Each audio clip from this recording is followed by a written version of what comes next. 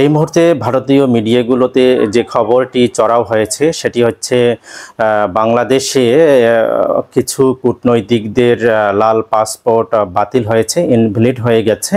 এর মধ্যে বাংলাদেশে সে সময় অবস্থান করা প্রধানমন্ত্রী শেখ হাসিনা এবং সেই প্রধানমন্ত্রী থাকাকালীন অবস্থায় ওনার বোনেরও সেই লাল পাসপোর্ট কিন্তু ছিল। একজন প্রধানমন্ত্রীর পরিবারের যে সুযোগ সুবিধাগুলো সেগুলো আইন কতটুকু আইনসম্মত হিসেবে মনে করেন সেটি অন্য বিষয়, কিন্তু এখন যে বিষয়টি ভারতে খুব বেশি চাউর হচ্ছে সেটি হচ্ছে যে সাবেক প্রধানমন্ত্রী শেখ হাসিনা এবং ওনার সাথে থাকা ওনার বোন শেখ রেহানার লাল পাসপোর্টটি বাতিল হয়ে গেছে। কাজেই আইনত যাদের এরকম লাল পাসপোর্ট থাকে, অর্থাৎ সার্ক দেশগুলো তারা বিভিন্ন সময় বিনা ভিসায় ভিজিট করার ক্ষমতা রাখেন এবং যে কোনো দেশে তারা 1 থেকে 1.5 মাস পর্যন্ত অবস্থান করারও একটি সুযোগ পেয়ে থাকেন। এমত অবস্থায় যেহেতু প্রধানমন্ত্রী অর্থাৎ সাবেক প্রধানমন্ত্রী শেখ হাসিনা এবং তার বোন শেখ রেহানার লাল পাসপোর্টটি বাতিল হয়ে গেছে, তাহলে ভারত সরকার এই মুহূর্তে কি ভাবছে যে ওনাকে কোন স্ট্যাটাসে আসলে ভারতে আর আশ্রয় দেওয়া যায়, প্রশ্রয় দেওয়া যায়।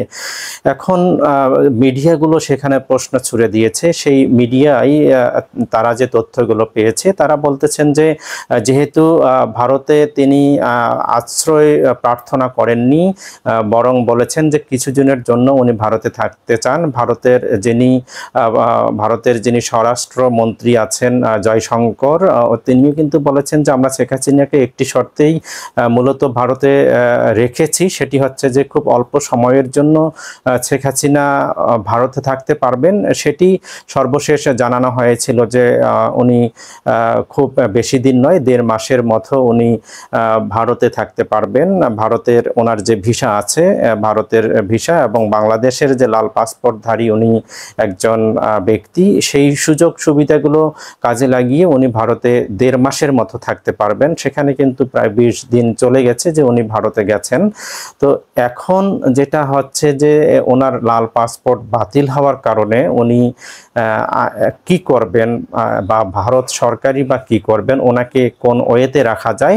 যেমনটি ওখানকার মিডিয়াগুলো জানাচ্ছিলেন যে ভারত সরকার সব সময় তাদের যে কোনো কাজে কিন্তু এ প্ল্যান বি প্ল্যান এই বিষয়গুলো কিন্তু রাখেন।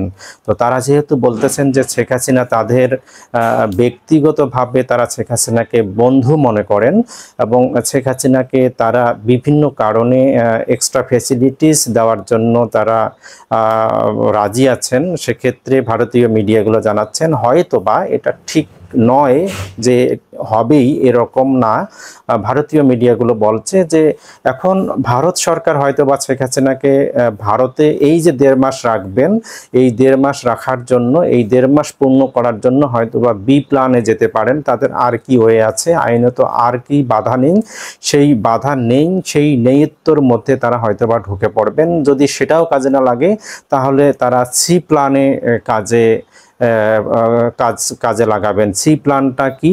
সি প্ল্যানটা হচ্ছে যখন এ প্ল্যান ভেস্তে গেছে, বি প্ল্যান আর কাজ করছে না, তখন সি প্ল্যানটা হচ্ছে যে তাদের তৈরিকৃত কোনো আইন জারি করে তারা শেখ হাসিনাকে ভারতে আরও কিছুদিন হয়তোবা রাখতে পারবেন। ভারতীয় মিডিয়াগুলো সেরকমটাই কিন্তু বলছে। আপাতত দেখা যাক, সময় এখন বলে যাবে শেখ হাসিনা ভারতে আর কতদিন থাকতে পারবেন বাংলাদেশি লাল পাসপোর্ট বিহীন।